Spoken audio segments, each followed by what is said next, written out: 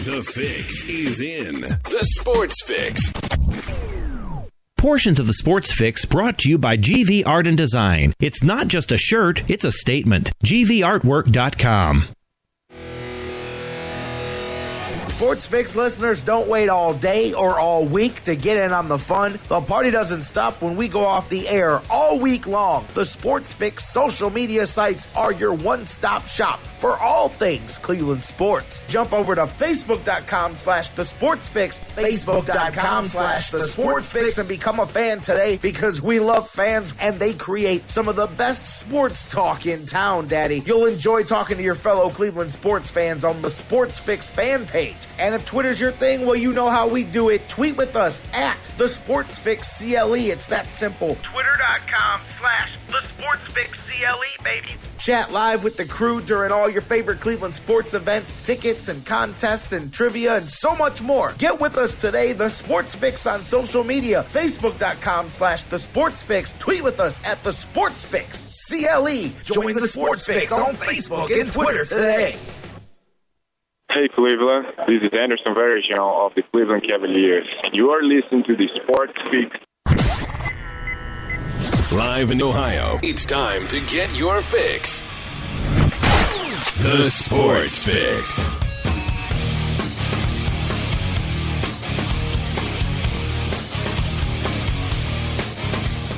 Good afternoon, or perhaps good morning, or perhaps good evening, wherever you're at. But where we're at, it's good afternoon, and what an afternoon. Hopefully it's an afternoon delight here. Be careful with that, though, because there's things out in the air that you can catch here today. Ebola running rampant, and you know what? Seriously, all joking aside, because there's nothing, to joke about, but the media reaction with things are crazy. But I was, a buddy of mine last night was like, hey man, you gonna talk about the Ebola on your show? I'm like, no, not really. No reason to, but I don't make fun of people that are worried about it, and I'll tell you why. Because the media is doing a number on folks right now with the way they're running with some of this stuff. But let's be real.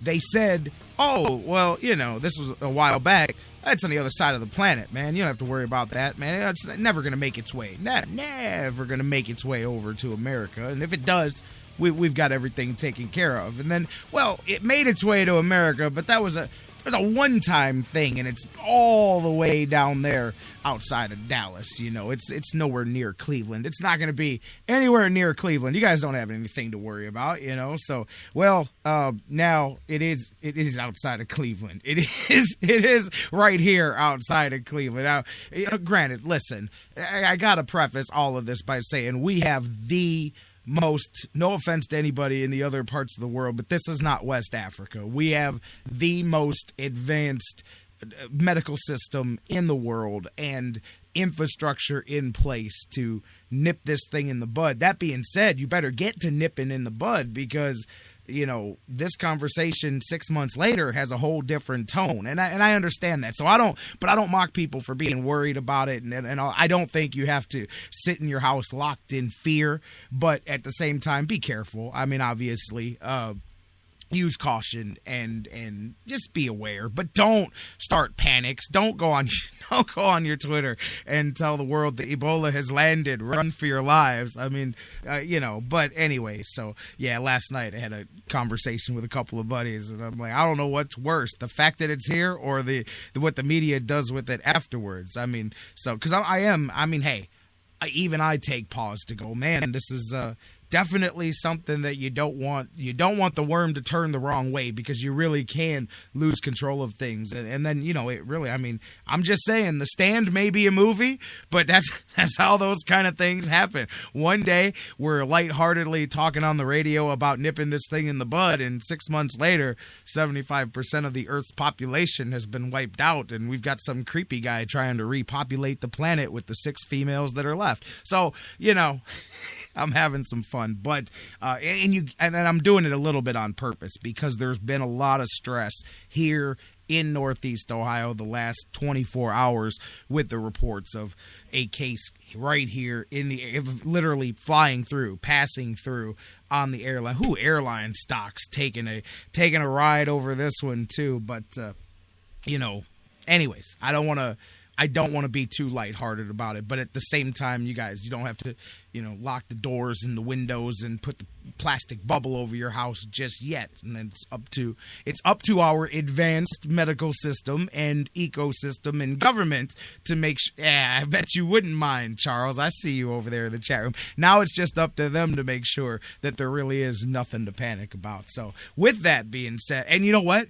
Okay, this is just a joke. Seriously, so please nobody run with what I'm about to say. But I was this close to sending a text message this morning. I actually did send this text message to Mike Brandenberry as I was getting things ready for today's show, and I didn't send it to Kendall Lewis. I just didn't, and good thing I didn't, because he texted me back. I texted Brandenberry, and I said, listen, man, if you've got Ebola, you cannot come on the show today. I'm sorry, I just can't have you. And, I'm just being mocking of what's in the headlines. And I almost sent the same message to Kendall, and I just said, hey, what's up? We good for today? And he's like, man, I'm sick as a dog, man. Can we set something up for tomorrow? And I'm like, man, I'm glad I didn't preface that with that. And obviously, it's flu season, man. But I said that wouldn't have been the best way to start that conversation. So that being said, Kendall Lewis is out, sick as a dog. Whatever Moondog had the other day, Kendall Lewis may have it, but he's out today, not feeling well. He may catch up with us tomorrow if he's got himself together. Looking forward to that. If not, we'll catch up with him next week. I told him, hey, don't worry about it, man. Bunker down, feel better, best wishes, and all that. So Kendall Lewis, the BSK, usually with us today, not here, but looking ahead to today, still a loaded Tuesday edition of the Sports Fix. I see the phone lines already ringing early on here to start the show. I'm going to take some calls here right off in the first segment of the show. We've got Mike Brandenberry, who, as we just verified, is clear of the Ebola. He's going to be with us here on the Sports Fix a little bit later on, probably less than 30 minutes from now. We'll talk some baseball with him as the Kansas City Royals 1985 has come a-calling, and they want their baseball team back in the World Series, because that's where they are, and they have not lost a game yet. I told you, I didn't see it. I didn't see Baltimore winning last night. I said, this thing's got way too much momentum. They've now set the record. 8 straight playoff victories, first team to march straight through 8 in a row like that to the World Series, and now they wait on the other side. And I thought it really would have been interesting if the Cardinals pull through, because that was the team that they played in 85 when the last time they were there, and then in 1985 really did want their World Series back. But man, the Giants, we'll talk more about the games here with Mike Brandenberry, but the Giants are doing their best to make sure that doesn't happen, as they've now got that 3-1 lead there and looking to put that thing away and put San Francisco in the World Series on the other side of Kansas City. But Kansas City's there, waiting, just sitting back. I mean, we had a lot of fun with the Team of Destiny thing during the last 6 weeks of the Indians season, but truly, I dare you to show me a team that fits that moniker more. And I go back to what I said. It's the flip side of that knife.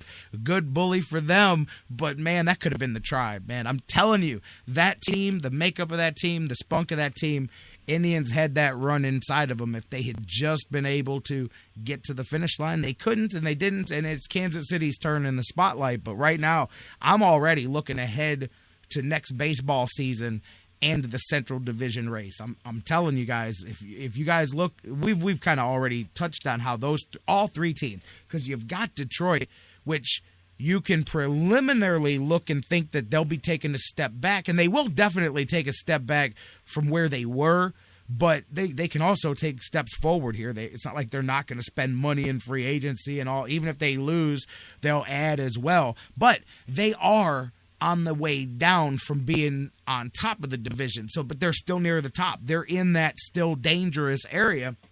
Kansas City, who knows where this thing ends? They may be flashing jewelry by the time we start the season next year. Either way, they now have all the confidence in the world, and we know after seeing it this season and last season, but more this season, Indians can play with Kansas City and Detroit, and they were right there all the way through. Man, the Central's going to be fun next year, man. Those 3 teams, and who knows? Minnesota's going to go through some turnover with the coaching change, and Chicago, they're still on the rebuild there with that franchise. But even them, I mean, they played the Indians well some games this season too. But at least the three teams there, man, the Central's going to be a hell of a run next. It's kind of like, what's up with the Cleveland teams getting themselves in these division? Man, the football, the North is going to be that way all year. But yeah, I can definitely see that coming with the Central next year. Right now, though, we're looking ahead. Kansas City's like, hey, you guys can look at next season all you want in Cleveland because we're looking at the World Series. Looking forward to talking about that, and we'll talk some Tribe with Mike Brandenberry from DidTheTribeWinLastNight.com.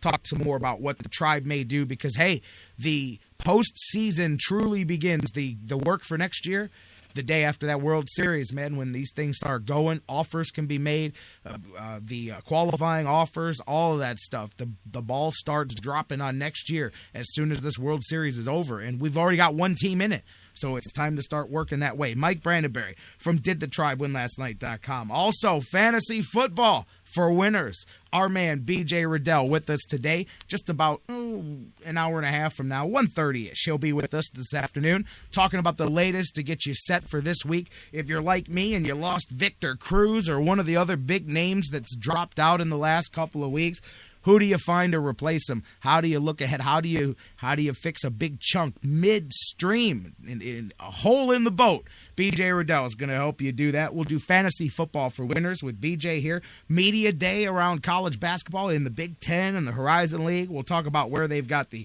Vikings picked to finish, the Buckeyes picked. We'll do all of that. Cavs. Matter of fact, I'll talk some Cavs here in the opening segment of the show. Brian Hoyer had a few things to say to the media yesterday as the Browns continue to get ready for Jacksonville. A lot on slate, as we said. And that's all of that. And Kendall Lewis isn't even here today. So, man, it's a loaded edition of the Sports Fix. Let's lock and load and do it, baby. Welcome in to the Sports Fix. I am your host, the Big Daddy on the microphone. They call me J-Rock, Jerry Myers, the coordinator and the conductor of the madness. I don't care what you call me. Just call me. Glad to be here, baby, every day at noon, live across the Sports Fix radio network. Glad to get some time to share it with you and have some fun doing the Sports Fix thing. Maybe you're listening on TuneIn and TuneIn's radio app worldwide. Maybe you listen on Spreaker, Spreaker.com, their digital apps, Mixler, Mixler.com. Maybe you're over there in the Mixler chat room, MIXLR, for those of you listening, wondering what it is when I refer to that site. Maybe you listen to us right on the home base, like many of you do,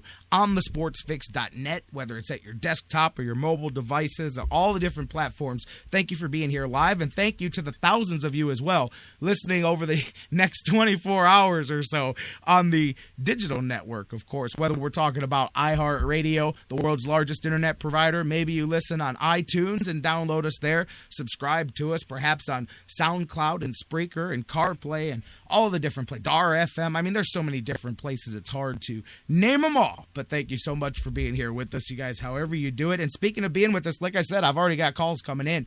Phones are open right off the bat. 216-539-7535.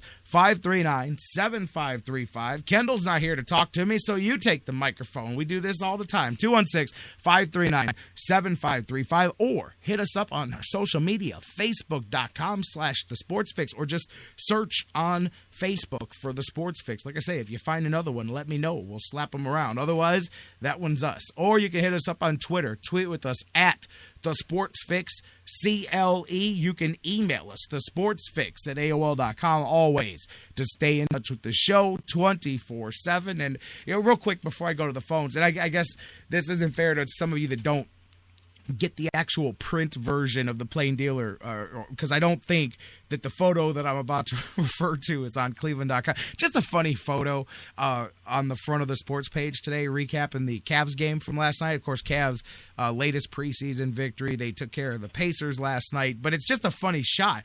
It's LeBron James driving to the hole, and he's got his left hand out, and he's pushing George Hill from the Pacers out of his way like a child. I mean, that's actually kind of what it looks like how you would kind of move the child behind you.